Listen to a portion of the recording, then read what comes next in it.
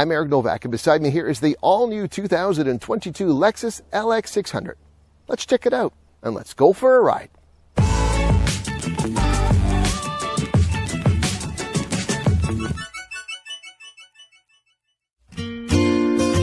The 2022 LX600 is the fourth iteration of this full-size luxury SUV and is seen as a flagship of the Lexus brand. The fourth generation LX includes a new body-on-frame design which is built off of the also new GAF platform. Engineers have lowered the vehicle's center of gravity and reduced its weight by about 200 kilograms, while increasing body rigidity overall by 20% compared to the previous generation model.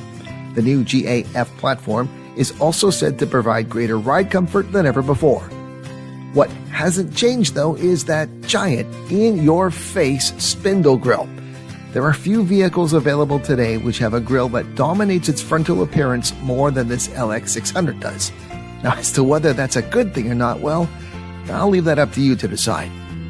A first for Lexus with this new LX is that they have added an F-Sport trim, which is what I drove as my tester.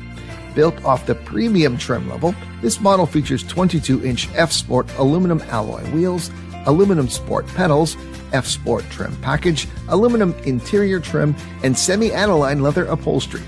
This model also receives a 25-speaker Mark Levinson premium audio system, heated and ventilated second-row seats, illuminated entry system, rear seat sunshade, a torque-sensing limited-slip differential, and front performance rods. And perhaps most visually noticeable is that the F-Sport comes with its own front grille, one that is less ostentatious and distracting compared to what is normally there. In the Lexus hierarchy of SUVs, you have at the top end both the GX and the LX600, which of course is what I'm driving. And what's the difference? Well, I mean, dimensions and proportionally, they're pretty much the same. What we're looking at in terms of differences is really this LX is meant to be more of a luxury type of full-size capable SUV, whereas the GX is a little more, I don't want to call it utilitarian because Lexus is a premium brand name, but this has more appointments, better refinement. I mean, you're here in Canada, you're not going to buy an LX under $100,000, whereas, you know, you could certainly go well below that with the GX.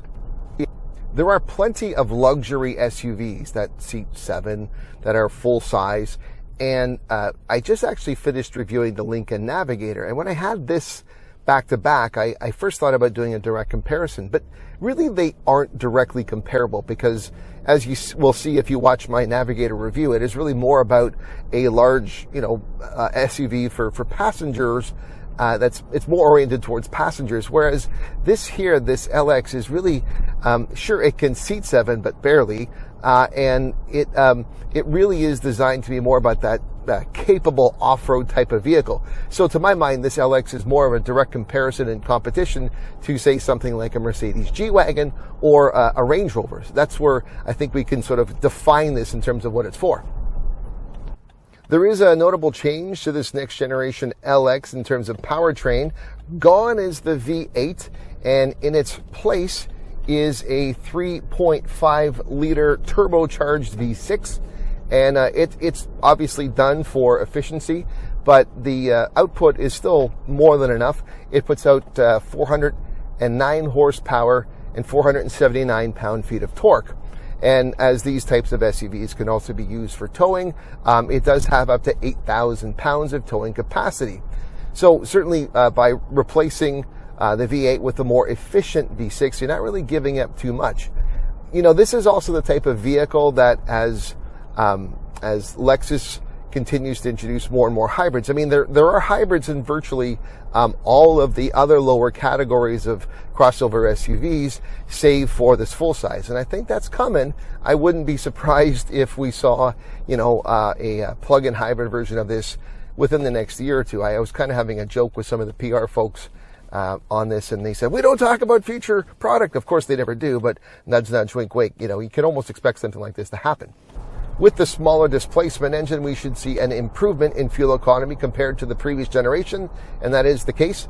The posted combined fuel economy for this 2022 LX600 is 12.4 liters per 100 kilometers, which works out to 19 US miles per gallon. Now, I haven't, again, been achieving that. I've been a bit of a streak lately where I haven't been hitting those posted numbers, and that probably is more to the type of driving I've done this week.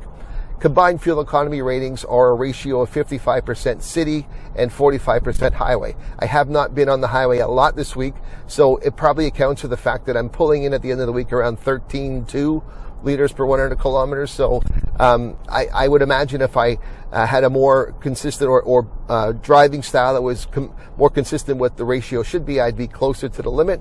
But overall, it is an improvement compared to what it once was. As a full-sized, body-on-frame SUV, the LX600 is also designed to be fully capable on off-road terrain and comes with a wide variety of advanced handling and control systems. These include active height control and adaptive variable suspension, which help provide improved grip, traction, and control, as well as a sense of strength and security. When off-roading, newly enhanced systems include multi-terrain select, crawl control, and the multi-terrain monitor that allows drivers to manage most off-road conditions with greater confidence. The 2022 LX is enhanced with the Lexus Safety System Plus 2.5, which actively supports the driver's awareness and decision-making under a range of traffic conditions and contingencies. Other safety systems include a backup camera, blind spot monitor system with rear cross traffic alert and rear cross traffic brake, Lexus panoramic view monitor, and intuitive parking assist with auto braking. This is an interesting vehicle to me. It is a full-size SUV with plenty of bells and whistles and off-road capability.